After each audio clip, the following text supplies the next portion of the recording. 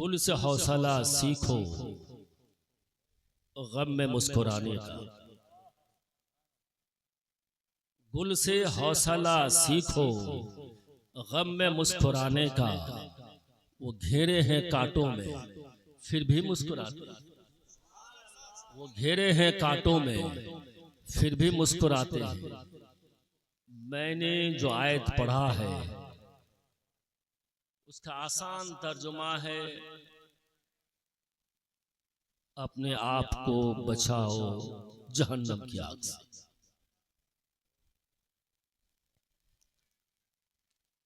और अपने घर वालों को भी बचाओ, खुद को भी और अपने घर वालों को उस जहन्नम की आग से। शर्म ना कीजिएगा, समझ रहे हैं ना? आप लोग शर्माते भी हैं नहीं ना? ईशा की नमाज कितने लोग पढ़े? हाथ उठाया। शर्माइए मत। जितने लोग पढ़े हैं उतने लोग। आप अकेले? मैं तकरीर नहीं करूंगा। जानता हूं एक लफ्ज बोलते हैं कलियाचक में जब पहले आया था तो सुना था कि कहूँ हजरत कि चाहा पीठा खूब भालो लागे ना, बोले ना? और घर का उतना अच्छा नहीं लगता। इसीलिए तकरीर नहीं, आज कुछ बताऊंगा। आप लोगों से भी अहद लूंगा, वो अहद जो अहद आपने क़यामत उस दिन ले लिया था जब रब ने फरमाया था बोल मैं तेरा रब हूं कि नहीं। उनके बाद जब दुनिया में आए तो फिर एक अहद नया आया। वो कब? जब इंसान अपने पीरो मुर्शिद के हाथ में हाथ डालता है तो फिर अहद करता है, ऐ मेरे पीरो मुर्शिद, मैं जब तक जिंदा रहूंगा शरीयत मुतहरा के पाबंद पे रहूंगा और शरीयत मुतहरा की पाबंदी करता रहूंगा। वो भी वादा था, ये भी वादा है। और एक खुफिया वादा है जो छुपे छुपे लफ्जों में जब हमारा जन्म हुआ था तो लोग कह रहे थे कि फलां के घर में लड़का पैदा हुआ है। पता चला कि हमारे घर में अगर लड़का पैदा हुआ है तो कोई मुसलमान होगा, कलमा ही पढ़ने वाला है।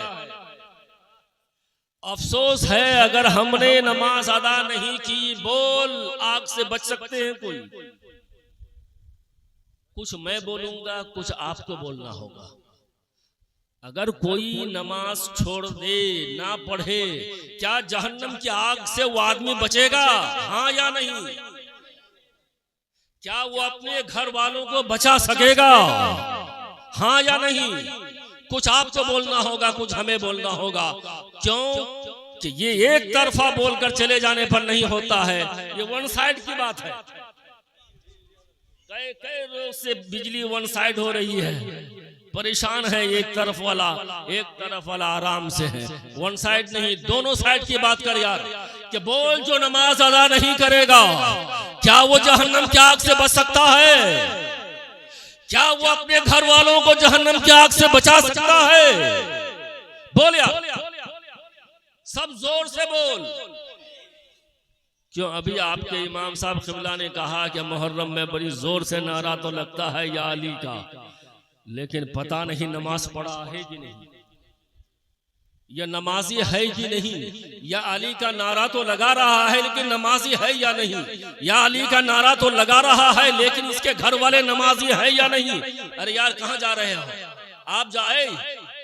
आप जाओगे तो ये कौम कहाँ जाएगी?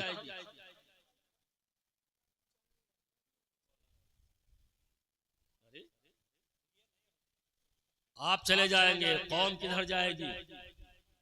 मैंने एक शेर पढ़ा है, वो कुरान की आयत भी उनके साथ यूं है, शेर है कि गुल से हौसला सीखो गम में मुस्कुराने का। जब कोई भी आपको दुख या दर्द आ जाए तो एक फूल से, गुलाब से एक सबक हासिल कर ले। ये गुलाब का फूल आपको एक सबक दे देगा। वो कैसे? उनके चारों तरफ कांटे हैं लेकिन वक्त आता है तो खिल जाता है। कुछ नहीं परवाह करता। वो घेरे हैं कांटों में फिर भी मुस्कुराते हैं, घेरे हैं कांटों में फिर भी मुस्कुराते हैं। मेरे दोस्त बोल, अगर कोई इंसान नमाज की पाबंदी ना करे क्या वो जहन्नम की आग से बच सकता है या नहीं? सब बोले यार, क्या वो अपने घर वालों को बचा सकते हैं या नहीं? कोई इंसान अगर किसी की इज्जत से खेले, बोल क्या वो जहन्नम की आग से बच सकता है या नहीं? रब ने फरमाया खू अनफुसकुम, अपने आप को बचाओ, अपने आप को बचाओ। किससे? कहा कि उस काम से जो शरीयत ने तुझे रोका है, शरीयत ने जिसे तुझे मना किया है, उस काम से बचो जिसमें शरीयत ने तुझे कहा इस पे कदम ना उठाओ। मोमिन का कदम जब भी उठता है खिलाफे शरअ नहीं, खिलाफे शरअ नहीं। इसीलिए हमारे बड़े बड़े उलमा ने बारहा आपसे बयान दिया है, मुसलमान और मोमिन का फर्क उस वक्त किया जाएगा जब नमाज का वक्त आ जाए और मुअज्जिन इमाम मुअज्जिन अजान दे रहा है, नमाजी जा रहे हैं नमाज के लिए, चले जा रहे हैं कहाँ कहाँ के मस्जिद की तरफ, कहाँ कहाँ के अल्लाह की इबादत करने के लिए, कहाँ कहाँ के अपने आप को खुदा के यहाँ सरेंडर करने के लिए, कहा कि वहां जा रहा है जिस बारगाह में अपने सर को झुका देगा कोई इंसान उनके सर को नहीं झुका सकता है, अपने आप झुकाने के लिए जा रहा है। और कुछ लोग बैठे हैं, वो नमाज का कोई परवाह नहीं है। कहा कि यही मोमिन और गैर मोमिन का फर्क है। कैसे हम समझ जाएंगे ये सब मोमिन है? कहा कि नमाज के लिए तैयार हो जाओ, वक्त हो गया है, समझ में आ जाएगा। क्या ये धिक्कार हमारे लिए कम है? अगर मैं किसी से कहूं क्या यार तुझे शर्म नहीं आती, तो ये फौरन गुस्सा जाएगा, वो तैश में आ जाएगा, अरे यार एक मौलवी बनकर मुझे शर्म देख रहे हो, करे को तुम्हें शर्म नहीं आती? क्या रब ने तुझे नहीं धिक्कारा है? क्या नबी ने नहीं कहा है मुसलमान और गैर मुसलमान में अगर फर्क करना चाहते हो तो नमाज के टाइम पे देख लो, नमाज के वक्त में नमाजी नमाज के लिए जाएगा, बेनमाजी जो है वो ही रह जाएगा। समझ जाना होगा दोनों में यही फर्क है। क्या ये धिक्कार नहीं है? क्या ये धिक्कार नहीं है? मैं कहूंगा मेरे दोस्त, रब ने कहा खू अनफुसकुम, अपने आप को बचाओ। क्या हम बचा पा रहे हैं? क्या हम अपनी इबादत को सही तरीके से अदा कर पा रहे हैं? क्या हम अपनी नमाज तो पढ़ते हैं, क्या हम उस नमाज को बचा कर रख पा रहे हैं या नहीं? कभी आपने सोचा है? कभी नहीं।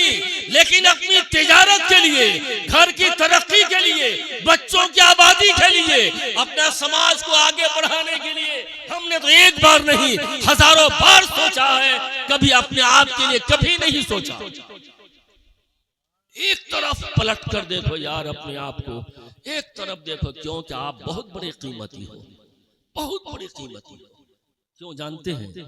हमारे बुजुर्गों का बयान है, जब बंदा रब का हो जाता है, जब बंदा रब का हो जाता है, वो हदीस कुदसी है, रब तबारक व तआला खुद अपने महबूब से फरमा रहा है, ऐ महबूब, जो फर्ज वो वाजिब को अदा करने के बाद जब वो मेरा बंदा रातों रात नफल इबादत में गुजारता है, जब वो मेरा बंदा मेरे याद में गुजारता है, जब वो मेरा बंदा मुझसे ही बात करना चाहता है, तो फिर वो बंदा मेरा इतना करीब होता है, याद रखिएगा, इतना करीब होता है, इतना करीब हो जाता है, वो जो बोलता है वो नहीं बोलता, ऐ मेरे महबूब वो मैं बोलता हूं। नाराए तकबीर, नाराए तकबीर, नाराए रिसालत, नाराए रिसालत। कहा कि किसने कहा? ये बात बोलता कौन है, बोलने वाला कौन है? ऐ महबूब, जब मेरा ये बंदा मेरा इतना करीब हो जाता है, इन इबादत चाहे वो फर्ज और वाजिब के अलावा, फर्ज वो वाजिब के अलावा नफली इबादत में अपने रातों दिन गुजारता है, मुझे याद करता है, तो मैं उतना करीब होता हूँ, मैं उतना करीब होता हूँ। तो वो जो बोलता है वो नहीं बोलता, वो मैं बोलता हूँ। किसने कहा? बोलो किसने कहा? कहा कि रब ने कहा बात यही तक नहीं है, ऐ मेरे महबूब जानते हो और कुछ बताऊं? कहा कि या रब तेरा करम है, तू रहमान है, तू रहीम है, तू ही दाता है, बोल और क्या कहना चाहता है? कहा कि ऐ महबूब जब वो बंदा कोई चीज छूना चाहता है वो नहीं पकड़ता, मैं पकड़ता हूँ। जब रब कहे मैं पकड़ता हूँ। कोई अल्लाह के वैसे बंदे अगर इस्लामपुर में बैठ कर कहे ऐ मेरे नबी मुकर्रम तेरे रोज़ाए मुकद्दस के उस गुंबद के उस दीवारों को मैं छूना चाहता हूँ, रब उनके हाथ को उतना बढ़ा देता है, उतना बढ़ा देता है, उतना बढ़ा देता है कि उनका हाथ गुंबदे खदरा के उन दीवारों पे जाकर टच कर जाता है। बोल इंसान कितना कीमती है। बात यही तक नहीं है, ऐ महबूब सुन ले, वो जो सुनता है हकीकत में वो नहीं सुनता, वो नहीं सुनता है, वो मैं सुनता हूँ। जब मैं सुनता उनका सुनना नहीं है, मेरा सुनना है। रब जब कह रहा है कि वो मेरा बंदा जो सुनता है हकीकत में वो नहीं है, मैं सुनता हूँ। तो बोल यहाँ अगर कोई इंसान या नबी की आवाज दे, रब अगर कहे लब्बैक या उम्मती, तो बोल ये आवाज रब के हुक्म से सुन पाएगा या नहीं? मेरे दोस्त आप बहुत बड़े कीमती हो, इतने कीमती हो कि हिंदुस्तान के कोई बादशाह भी आपको खरीद नहीं सकता। हिंदुस्तान के कोई बादशाह तो दूर की बात है, पूरी दुनिया के कोई भी बादशाह आपको खरीद नहीं सकता। लेकिन आज तो हम सिर्फ 2 रुपए में बिकने वाले हो गए हैं। क्यों जानते हैं? इसलिए कि हमने इस पर अमल नहीं किया। ओ अनफुसकुम,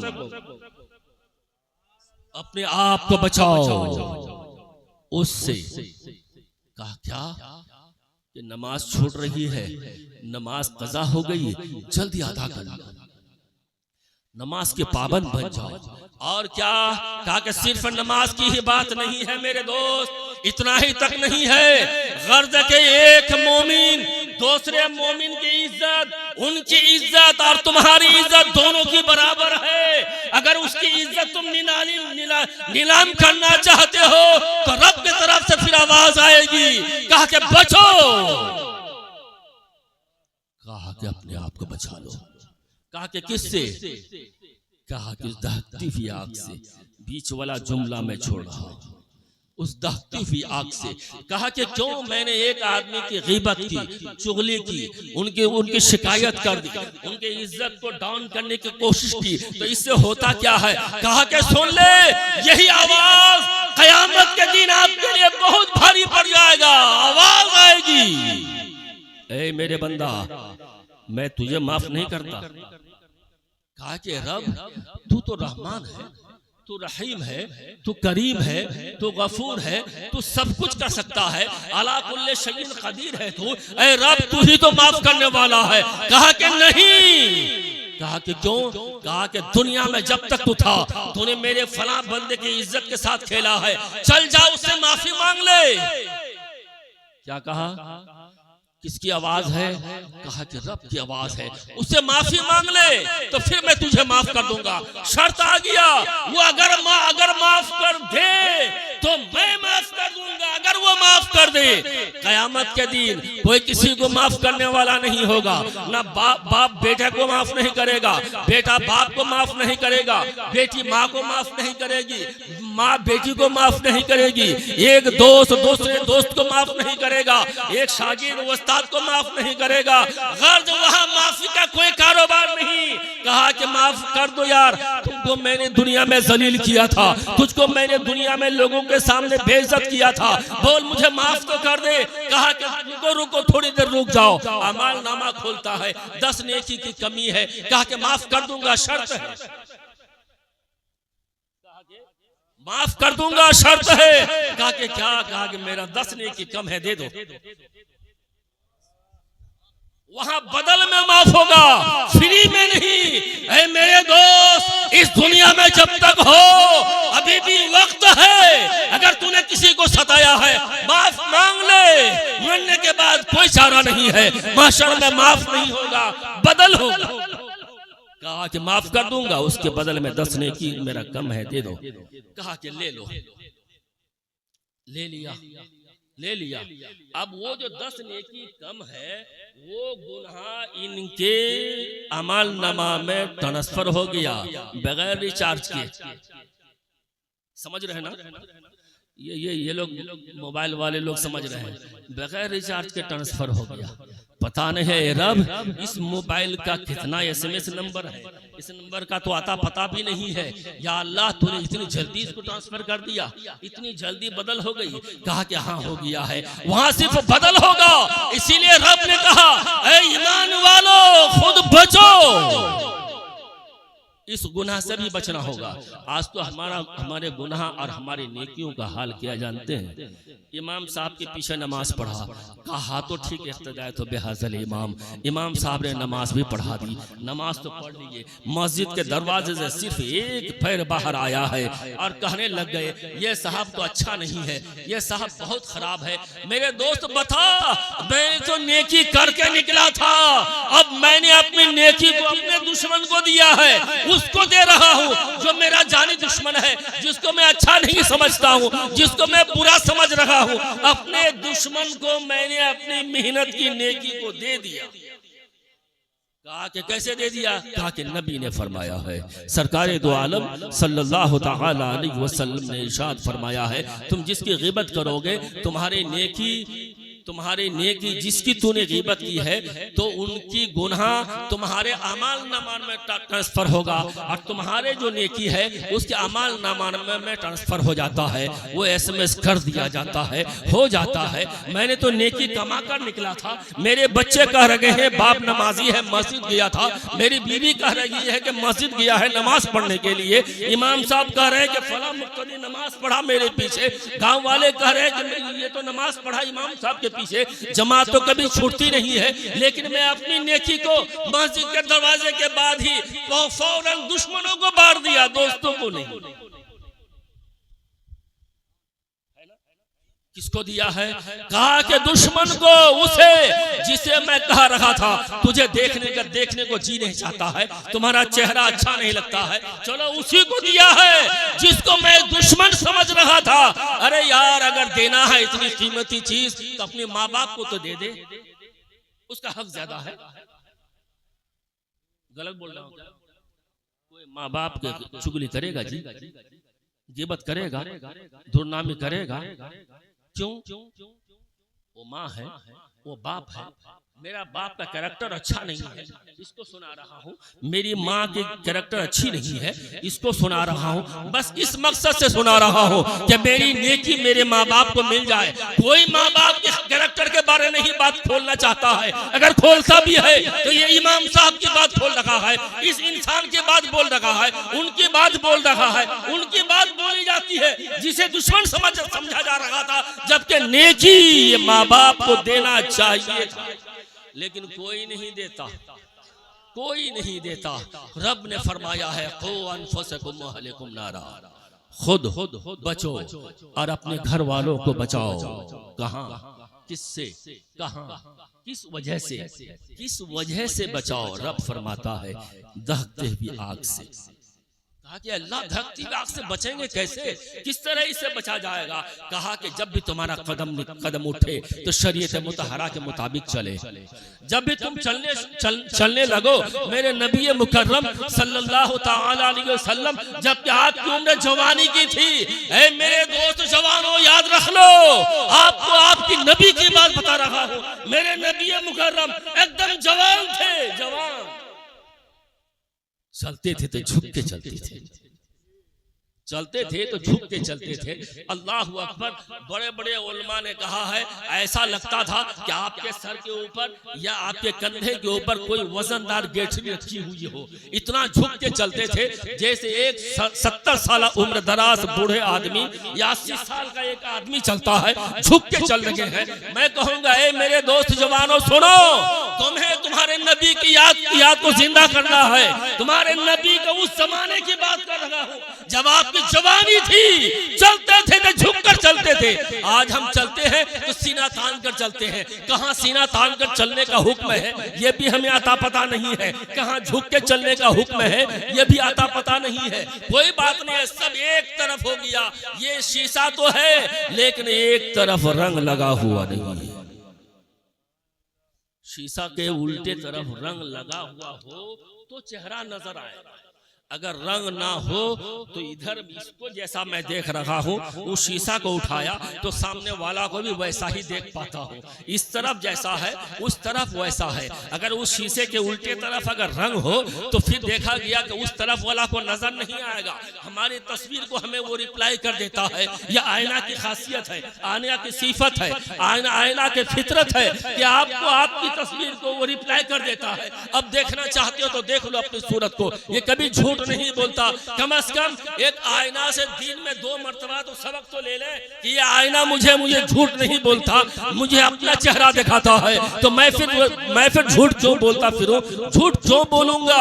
अरे उतना तो बोल जितना शरीयत ने जायज करार दिया है, उतना तो बोल जितना नबी ने कहा कि ये बोल सकते हो, उतना ना बोल जो तुम्हारे लिए ये हुक्म नाफिज हो जाए और तुम्हें ये पैगाम दिया जाए, खो अनफुसकुम, खुद बचो जहन्नम की आग से। फिर आपके लिए ये हुक्म ना हो जाए। जहन्नम की आग से अगर बचना है तो हमें इस गुनाह से बचना होगा। जहन्नम की आग से अगर बचना है तो आपको हमारे नौजवानों को एक तरफ करना होगा। क्यों? ये नौजवान ही है जो अपने समाज को सुधार सकता है और यही है जो हमारे लिए आइंदा के हैं। यही लोग अगर तैयार हो जाए, जब चाहे अपना समाज को सुधार ले और जब चाहे अपने समाज को बिगाड़ दे, जब चाहे अपना समाज को बिगाड़ दे और जब चाहे अपने समाज को बिगाड़ दे। तो मेरा पैगाम मेरे उन नौजवान भाइयों से है, उन नौजवान दोस्तों से है जो अपने आप की जवानी में चल रहा है। एक मर्तबा कम से कम अपने दादा, अपने परदादा, अपने चचा, अपने चचेरा चचा, उनके कब्र में जाकर तो देख ले। मेरा चचा तो आज से 50 साल पहले इतने बड़े बहादुर थे, इनके साथ लड़ने वाला कोई नहीं इंसान मुकाबला में आ सकता था। बहुत बड़े ताकतवर थे, बहुत बड़े हिम्मतबाज थे, लेकिन उनके कब्र में जाकर तो देख मेरे दोस्त, कोई हड्डी बाकी नहीं है। आपसे भी ज्यादा ताकतवर इंसान जो जमीन में देने के बाद ये जमीन उनके गोश्त और हड्डी को खा गई है, कुछ बाकी नहीं है। ऐ नौजवान, कब तक ये 60 साल की उम्र लेकर घूमते फिरोगे? कब तक? कम से कम अपने आप को सुधार लो, अपने घर वालों को सुधारो, समाज सुधर जाएगा। हम सुधर जाएंगे, हमारे घर वाले सुधर जाएंगे। हम नमाजी बनेंगे, हमारा भाई हमारा नमाजी बनेगा। हम नमाजी बनेंगे, हमारे बेटे और बेटियां नमाजी बनेंगी। अगर हम बेनमाजी हैं, अगर हमने नमाज के टाइम पे सो गया है तो मेरे बेटे बेटियां भी सो जाएंगी। आज मैं सोया, कल वो देखेगी सुबह फजर के टाइम पे उठ गई बेटियां, या बेटे उठते हैं कहीं निकल गए हैं। आज देखेंगे, कल देखेंगे, आखिर में वो भी सोना शुरू कर देंगे। एक वक्त ऐसा आ जाएगा ये सोने की आदत हमारे लिए अजाब ना बन जाए। क्यों कहिए तो क्यों बोलिए? इसीलिए हमारे बुजुर्गों ने एक सबक दिया है, इसको याद करिए, काम आएगा। सोने के टाइम में कम से कम दूसरा कलमा जरूर पढ़िए, दूसरा कलमा जरूर पढ़ लिया करें सोने के टाइम। और जब आंख खुले तो बिस्तर से भी उठे नहीं है, बस उठ के बैठे हैं, फिर कम से कम एक मर्तबा दूसरा कलमा जरूर पढ़ लिया करें। कहा क्यों? तो दुनिया का मिसाल दूं क्या? कोई फेरी वाला है, कपड़ा या हर एक माल बेचने वाले, यहाँ कोई तो होंगे, है ना? है कि नहीं? तो उनकी बीवी से पूछा जाए, अगर उनकी बीवी से कहा जाए कि अरे यार तू तो बहुत इनकम करते हो, दिन को भी रात को भी। कहा कि कैसे? कहा कि दिन में भी तुम हर एक माल बेचते हो, रात को भी तुम हर एक माल बेचते हो। तो उसकी बीवी गवाह है कि हाँ, रात को भी हर एक माल बेचता है, दिन को तो बेचता ही है। ये रात को भी कपड़ा बेचता है, दिन को तो बेचता ही है। ये फितरत है, आदत है, ये हंसने की बात नहीं है, ये आदत है। वो आदमी पूरे दिन जो कहेगा, जो जैसा करेगा, वो सोने के टाइम में जब उस काम में डूब जाता है इंसान, तो इतना डूबता है कि सोने के बाद भी सोचता है कि मैं हर एक माल ही बेच रहा हूं। तो जब इंसान ये कलमा पढ़ के सो जाएगा तो जागेगा तो पढ़ेगा, तो मौत भी एक सोना है। मौत समझ रहे हैं ना? मौत भी एक नींद है, एक सोना है। और फिर उस सोने के बाद फिर हमें जगाया जाएगा, हमें जगाया जाएगा। जब हमारी ये आदत बन के रह जाएगी तो जैसे हमें हुक्म होगा, रब हुक्म देगा, चलो मेरे बंदे को जगा दो, उससे पूछ तो लो कुछ बात है। जैसे मुझे जगाएगा तो जुबान से निकलेगी अशहदु ला इलाहा इल्लल्लाह व अशहदु अन्ना मुहम्मदन अब्दुहु व रसूलुहु। तीनों सवालों का जवाब हमारे इस कलमा ये तैयबा में आ रहा है। तीनों सवालों का जवाब आता है, ऐ रब तुझे मैं मानता हूँ, मेरा दिन इस्लाम है। तू जिस शख्स के बारे में पूछते हो ये मेरे नबी मुकर्रम है, ये नबी कायनात है, ये रसूल कायनात है, ये सैयदुल अंबिया है, ये शफीउल मुज़नबीन है, ये रहमतुल लिल आलमीन है। क्या पूछना चाहते हो पूछ ले। इसी कलमा में वो तमाम सवालों का जवाब आएगा जब ये आदत हमारी बन जाएगी। ये तोहफा याद रखिएगा, बड़ी कीमती चीज बता रहा हूं। तकबीर, नारे तकबीर, नारे रिसालत, नारे रिसालत। कह रहा था मौत भी एक सोना है, नींद है। मौत भी एक नींद है। उस नींद से हमें आपको सबको जगाया जाएगा और पूछा जाएगा, बोल तेरा रब कौन है, बोल तेरा दीन क्या है, बोल तू किससे ताल्लुक रखता है, बोल इस शख्स के बारे में तेरा क्या ख्याल है। ये तमाम जवाबात पूछा जाएगा। तो मैं जब जैसे ही नींद से मुझे उठाया जाएगा तो मेरी जुबान से वो कलमा ही निकलेगा, जो कलमा अशहदु ला इलाहा इल्लल्लाह व अशहदु अन्ना मुहम्मदन अब्दुहु व रसूलुहु। ये कलमा ये तैयबा मेरी जुबान से निकलेगी, क्योंकि मेरी आदत बनी हुई है, वो आदत रह जाएगी। मेरे दोस्त, इन नौजवानों में से जितने लोग जलसा किए हैं, मुझे उम्मीद है मेरा एक पैगाम है, 2 मिनट में सुन ले। क्या शायद दूसरे मुकर्रर भी होंगे। मेरा एक पैगाम है, जो वो ना कहो तो शायद हमें नींद भी नहीं आएगी। जैसे बहुत सारे हम लोग एक आदत बनी हुई है, जब तक मैं आपकी शिकायत लोगों से ना करूं नींद नहीं आएगी, चैन नहीं आएगा, सुकून नहीं मिलेगा। क्यों जानते हैं? अल्लाह ने इंसान को दिल दिया है। क्या दिया है? दिल दिया है, लेकिन शांति नहीं दिया है। शांति मांग के लेना होगा। क्या?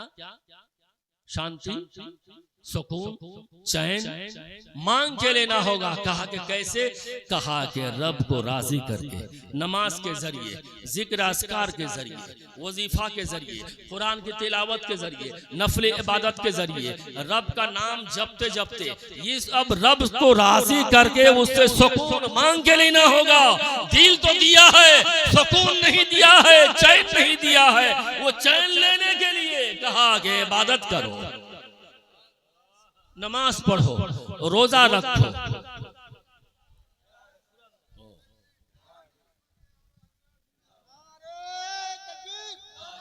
नारे रिसालत, नारे रिसालत। खानदाने फसीह, खानदाने फसीह, हजरत अबुल वफा फसीह का दामन। नारे तकबीर, नारे रिसालत।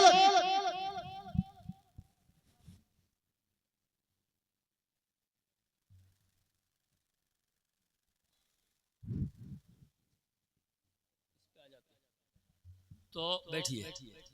तो 2 मिनट में मैंने कहा कि 2 मिनट में खत्म कर दूंगा। इन नौजवानों में से बहुत सारे नौजवान हैं, लोग नमाज पढ़ते हैं लेकिन नमाज पढ़ना नहीं जानते। बुरा ना मानिएगा, मुझे सूरह फातिहा भी नहीं आता। मैं रुकू वो सजदा जाता हूँ, वो तस्बीह भी मैं नहीं जानता, लेकिन मेरे होंठ तो हिल रहा है। ऐ रब, पढ़ता क्या है ये तेरे बंदे, पढ़ते क्या हैं? क्या पढ़ते हैं? खड़े हैं, क़याम की हालत में हैं, जितनी देर सूरह फातिहा और दूसरी सूरतें मिलाने का है मिला रहे हैं, लेकिन होंठ तो हिलता है, मगर समझ में नहीं आता है ये पढ़ता क्या है, करता क्या है, क्या पढ़ता है, ये समझ में नहीं आता है। तो पता चला, अगर उससे पूछा जाए, बोल भाई सूरह फातिहा ही तो सुना दो, कहा कि मौलाना ठीक से नहीं जानता हूँ। अच्छा तशहुद तो सुना दो। कहा कि तशहुद किसे कहते हैं? कहा कि अच्छा रुको जब जाते हो क्या पढ़ते हो? कहा कि नहीं जानता हूँ। सना सुना दो। कहा कि सना क्या चीज है, कब पढ़ी जाती है? कहा कि ये भी नहीं जानता। मेरे दोस्त आप मुसलमान हो, अल्हम्दुलिल्लाह सुन्नी मुसलमान।